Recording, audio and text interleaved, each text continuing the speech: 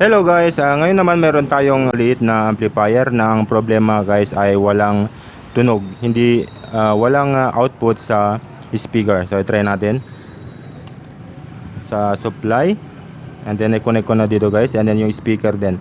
And then yan, nagpa-power on pero walang tunog. Kahit ay volume pa natin ito, wala pa rin, hindi pa rin nagtutunog. Pero dito sa mga function niya, dito sa mga pindutan niya guys ay gumagana. Pero ang problema nga lang, wala siyang tunog. So i-try natin i-repair guys. Ayan guys, nabuksan na natin. At kanina eto yung umiinit, kaya shortage na ito, kailangan palitan na natin. Ayan na guys, natanggal na natin. At ang number niya ay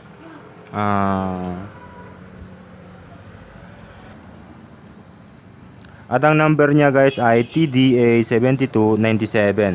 Kaya lang yung ganito natin na meron tayong IC ay iba yung kanyang pagkagawa, iba yung itsura niya guys. So ganito lang yung itsura niya, ganito. Pero parehas silang TDA7297. Ayan. Parehas din ang bilang ng pin, parehas lahat sila, mga number dito na nakasulat. Yung TDA7297, TDA7297 din dito guys. So i-try natin guys, ipalit ito. Although iba yung pagkakagawa.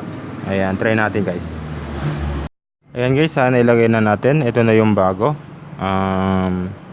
Testing natin.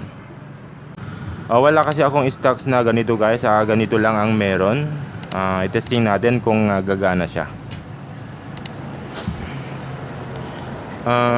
Okay, gagamit tayo ng power supply na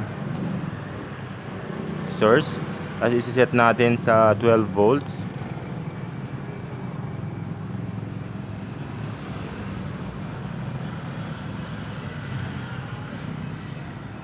Yan, 12 volts. And then connect natin yung speaker natin, output speaker.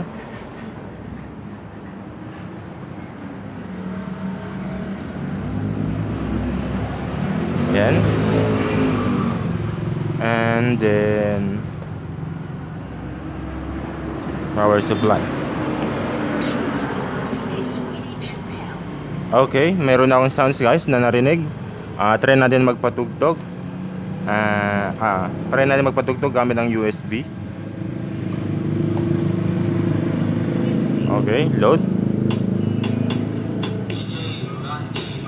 Alright. Okay guys, gumana yung pinalit natin na ganito. Dapat ang papalitan, kaya lang wala nang stocks na ganito.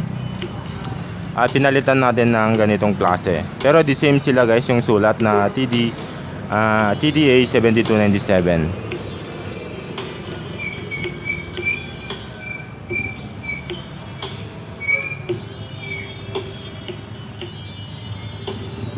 Okay, bass gumagana, lahat na gumagana. Volume.